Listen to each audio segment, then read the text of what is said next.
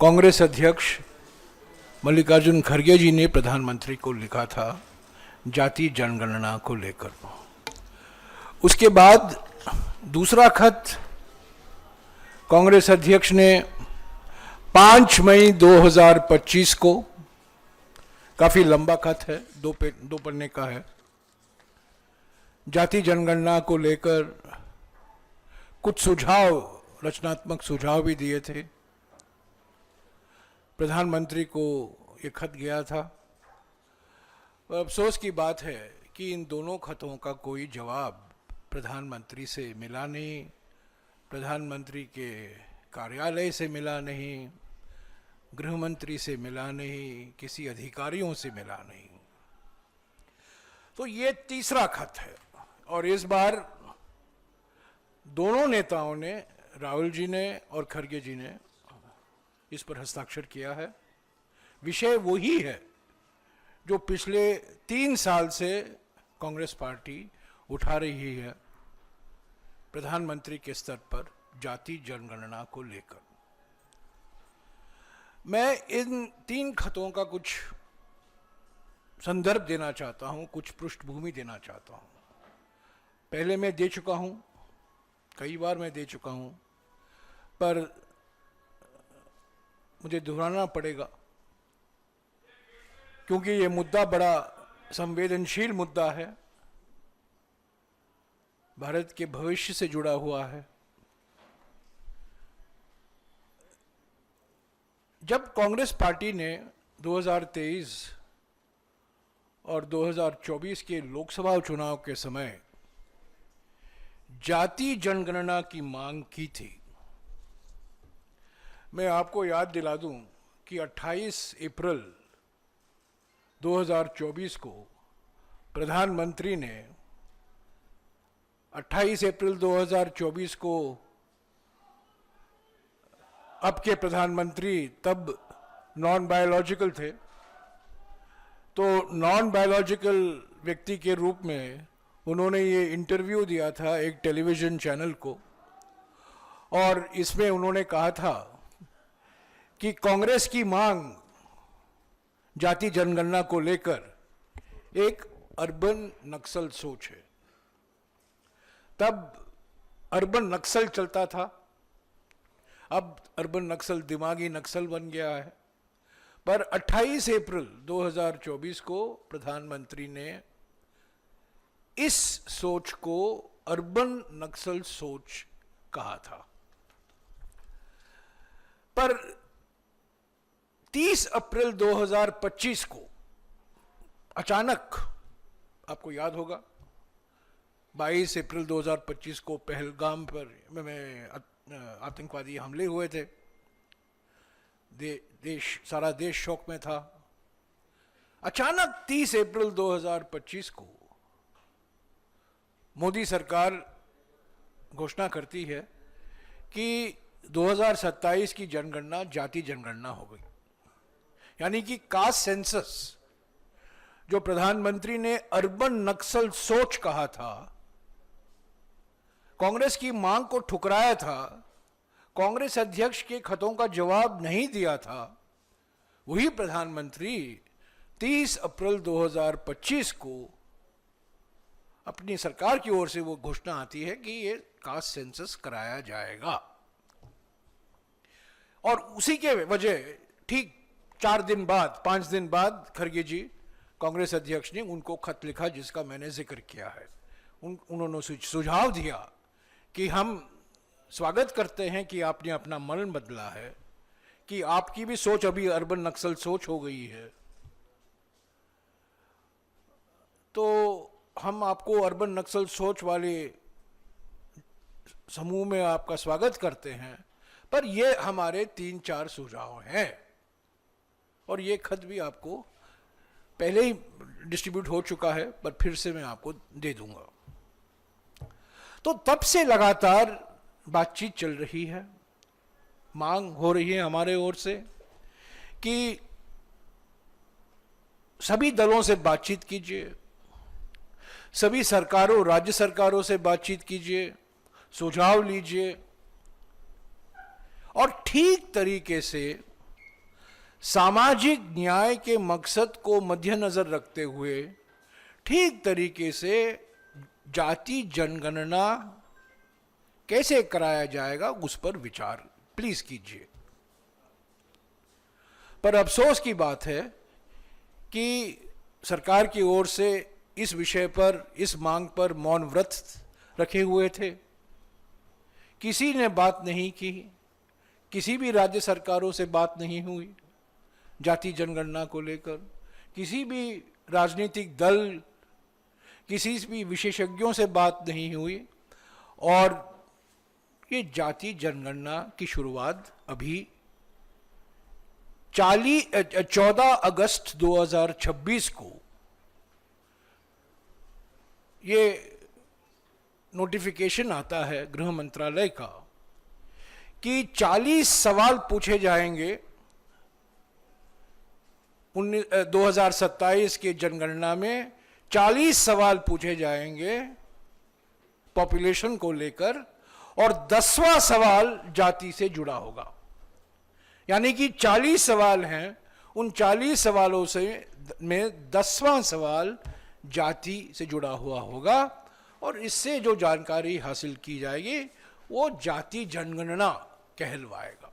ये अभी 14 अप्रैल 2026 को गृह मंत्रालय से ये नोटिफिकेशन निकाला गया।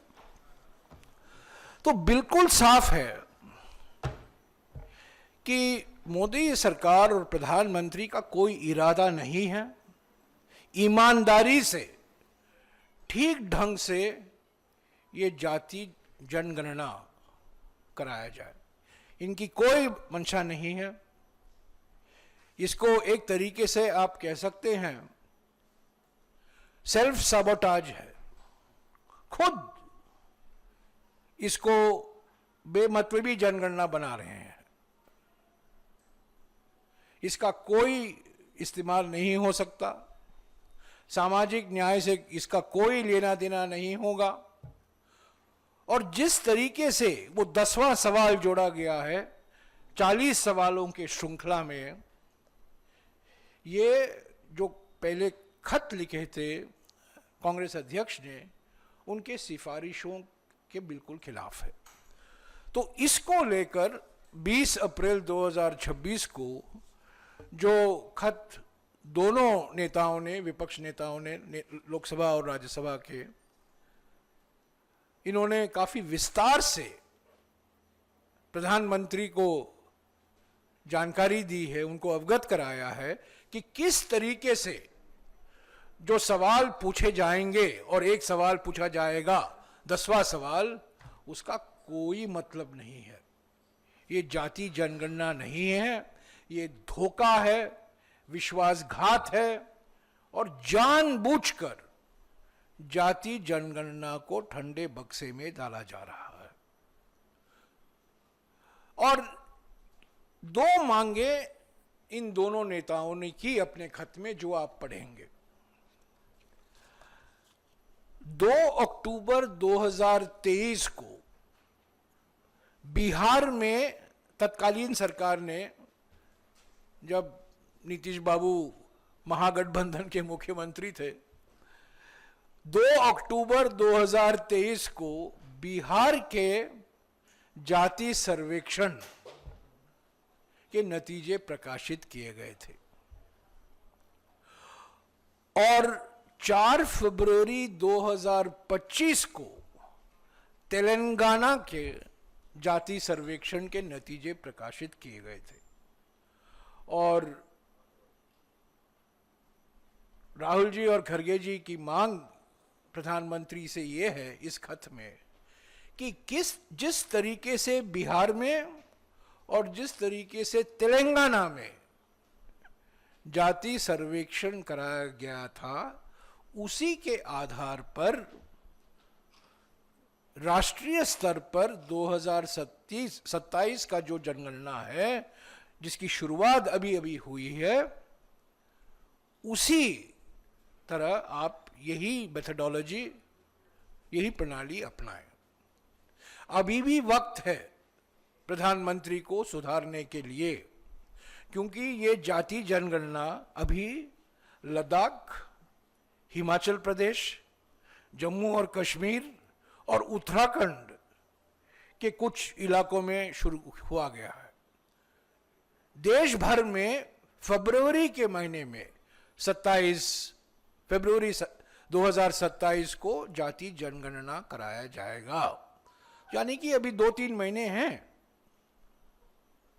सुधारने के लिए, अभी भी वक्त है, देर नहीं हुई है। तो खड़गे जी और राहुल जी की मांग ये है प्रधानमंत्री से, जो आप कर रहे हैं उसको रद्द कीजिए और जो तरीका बिहार में अपनाया गया था और तेलंगाना में अपनाया गया था उसको आप राष्ट्रीय स्तर पर लागू कीजिए, विशेषज्ञों से बात कीजिए, सर्वदलीय बैठक बुलाइए, अभी भी समय है, अगले 2-3 महीने में आप इसमें सुधार ला सकते हैं। अगर आप ईमानदारी से सामाजिक न्याय में विश्वास रखते हैं, जो हमारे संविधान के प्रीएम्बल में सोशल जस्टिस का जिक्र किया गया है, और हमारे संविधान जो आरक्षण प्रावधान है वो जनसंख्या से जुड़े हुए हैं। अगर जनसंख्या, अगर पॉपुलेशन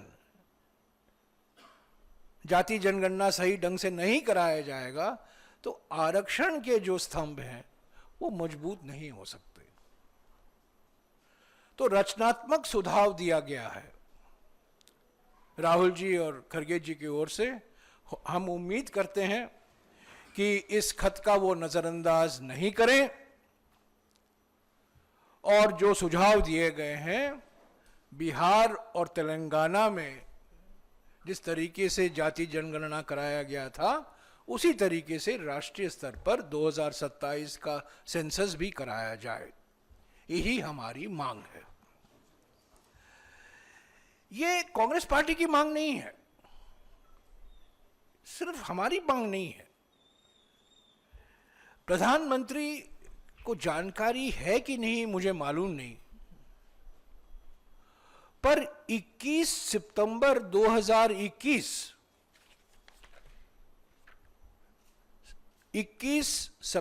2021 मोदी सरकार की एफिडेविट है सुप्रीम कोर्ट में। कई लोगों को जानकारी नहीं है, गृह मंत्री को जानकारी है कि नहीं मुझे पता नहीं, गृह मंत्रालय के अधिकारियों को जानकारी है कि नहीं पता नहीं, क्योंकि ये एजुकेशन मिनिस्ट्री की ओर से ये एफिडेविट फाइल किया गया था। और इस एफिडेविट में कहा गया है कि अगर जाति गणना कराना है तो पहले से ही एक सूची तैयार करनी होगी। जो शब्द इस्तेमाल किया गया है ड्रॉप डाउन का मतलब है जब सर्वेक्षण होता है, जो सर्वेक्षण कर रहा है, जो एन्यूमरेटर है, अध्यापक है या राज्य सरकार का कोई एम्प्लॉई है, उसके पास एक सूची होती है, पहले से सूची तैयार की जाती है। मिसाल के तौर से खड़गे जी और राहुल जी ने बिहार में 215 जातियों की एक सूची बनाई गई थी, 215। और ये जो सर्वे के लिए जा रहा है एन्यूमरेटर, उसके हाथ में है, तो आपसे सवाल पूछेगा आपकी जाति क्या है और वो टिक करेगा। इसको ड्रॉप डाउन कहते हैं। तो ये सूची पहले से ही तैयार की जाती है। इसी तरह तेलंगाना की सूची भी उन्होंने प्रधानमंत्री को भेजा है, जो तेलंगाना में सारी सूची। हमारे देश में करीब, जानकारी अलग अलग है, पर करीब माना जाता है कि 4200 जातियां हैं। हर एक राज्य के पास जाति सूची होती है, उसी जाति सूची के आधार पर आरक्षण दिया जाता है शिक्षा संस्थाओं में, रोजगार में। ये कहना कि ये सूची असंभव है, ये झूठ है। सारे राज्य सरकारों के पास, गुजरात सरकार के पास भी है, सारे राज्य सरकारों के पास ये जाति सूची होती है और केंद्र सरकार की भी एक सूची होती है।